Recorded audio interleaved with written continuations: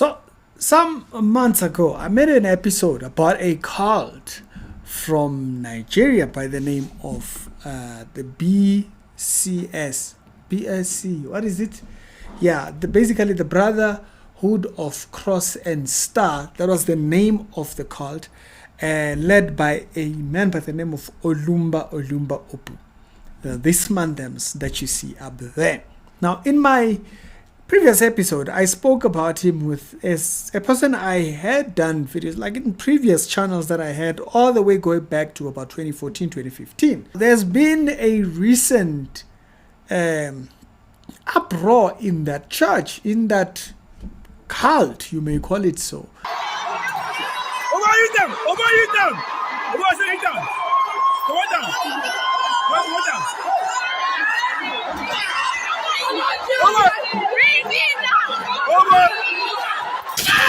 By the way, this cult is worldwide. It's not just in Nigeria. It's spreading its wings. They have branches all over the place. I think they even have a branch down here in South Africa.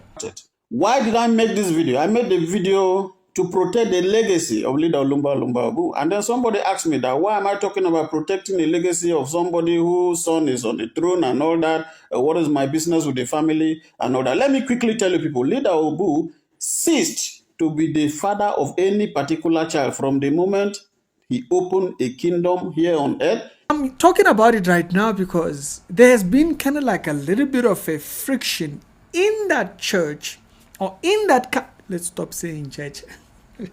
There's been a friction that has been in the cult that is causing all kinds of turmoil. But I think it shows how much we need to understand faith and what we are supposed to believe in.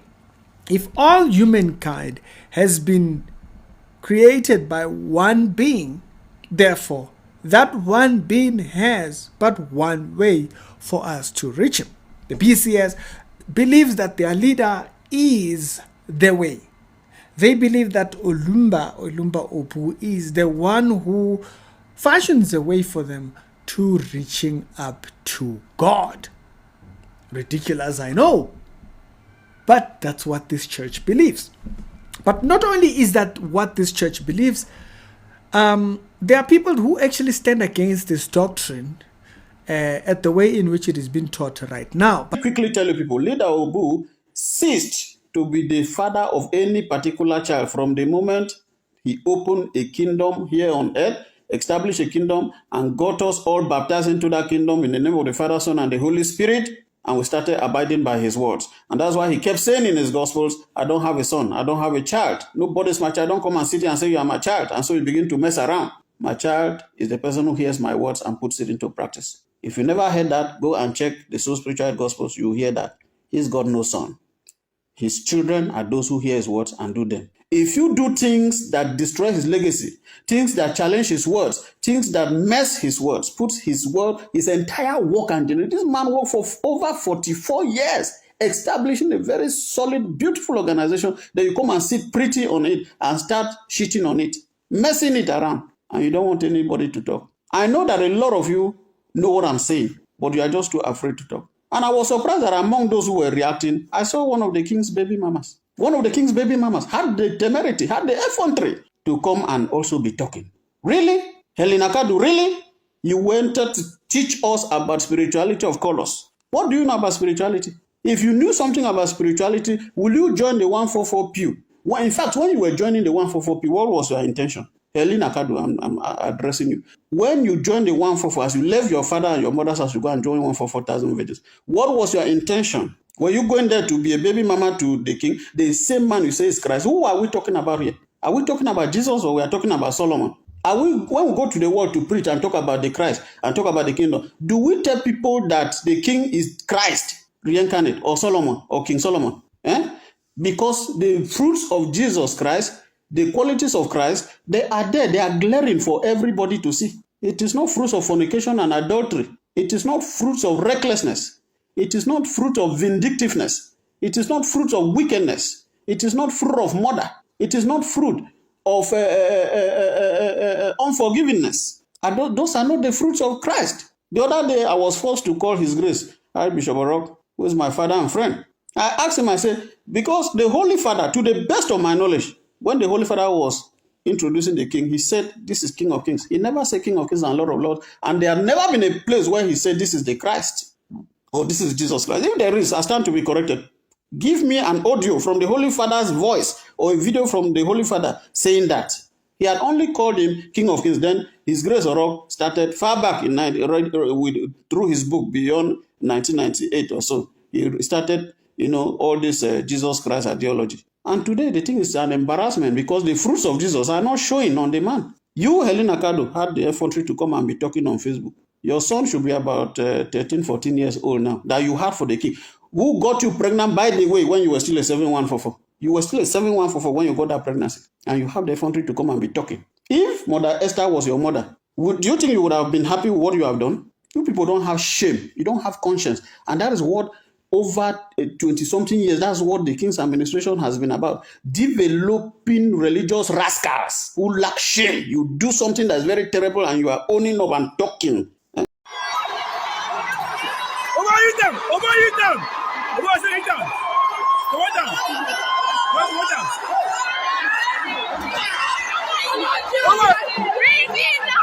Over! Over! Yes!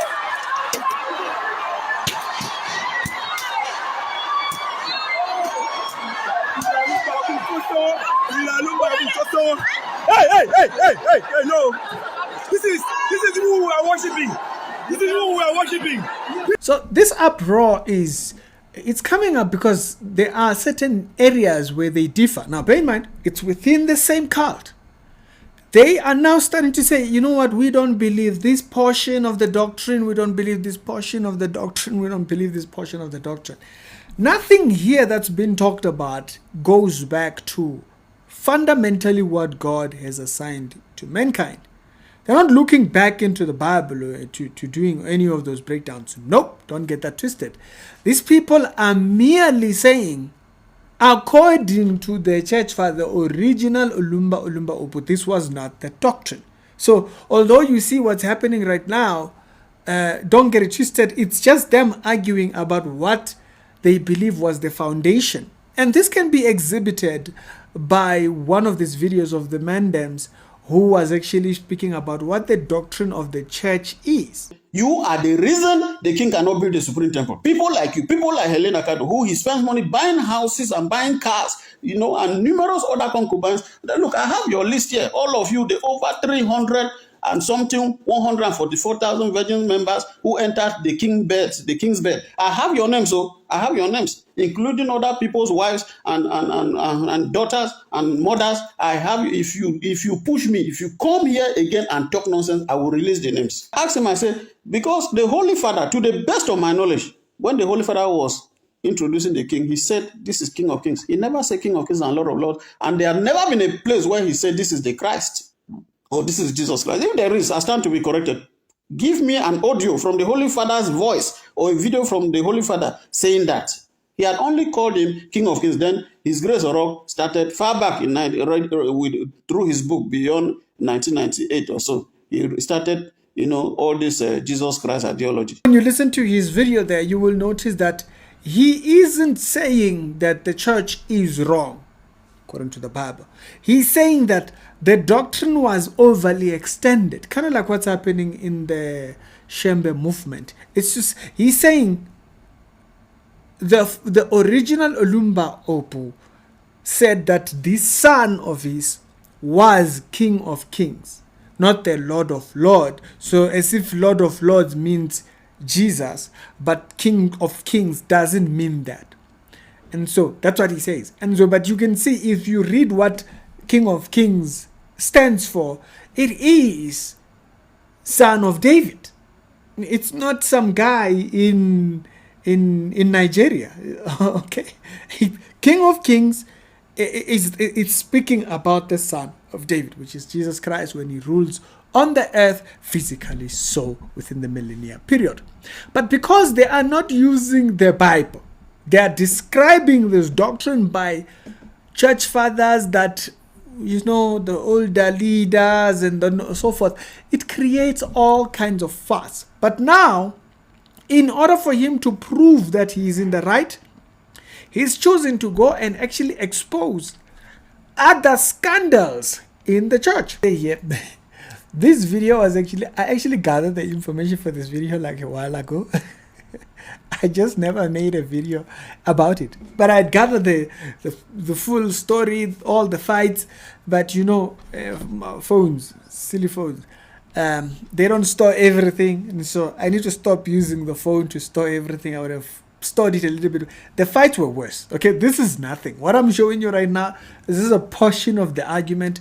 It's a portion of the things that were happening by the time when this story initially came out.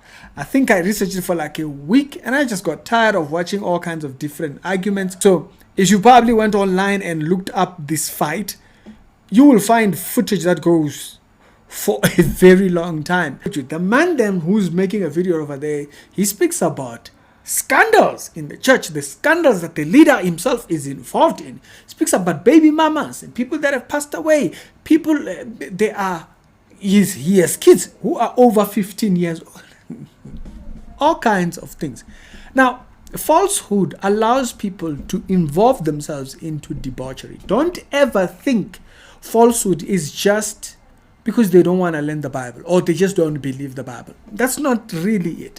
It's that it allows them to involve themselves in debauchery. People that are in falsehood love debauchery.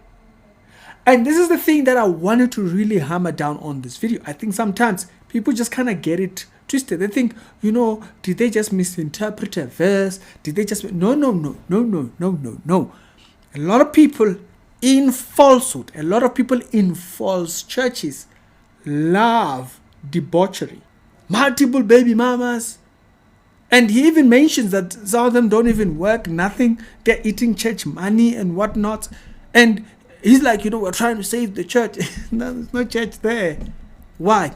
The foundation is debaucherous. That's why they come to these conclusions that the leader is God. That's why they are fighting about these things, trying to bring newer interpretations to all of that. Why? Debauchery is the root of the entire thing. When something is rooted in debaucherous lifestyle, you cannot rescue it. That's why there are churches that are fueled. There are churches that are fueled by money laundering. Why? When they get in there, they just hope, you know, it is an easier way. You know, they will read 1 or 2 verses, go online, find a message, preach it out here, boom, the rest of the week, they are free. They can put up an assistant pastor, somebody over there. For the rest of the week, they can engage themselves into all kinds of mundane things. I want to repeat this before we close this video. I think people need to understand this. A lot of churches in a debaucherous state love that lifestyle. You're not rescuing them from that lifestyle. They love that. They do it for that. Have you listened to the testimonies of the people that went to Omotoso's church? Have you heard the situations that Omotoso had, the girls in the house and whatnot and all that kind of stuff? You think that's a normal desire that a man had? No. It's sick. It's what you are hearing happening here. It's Ricky. All we can do is warn.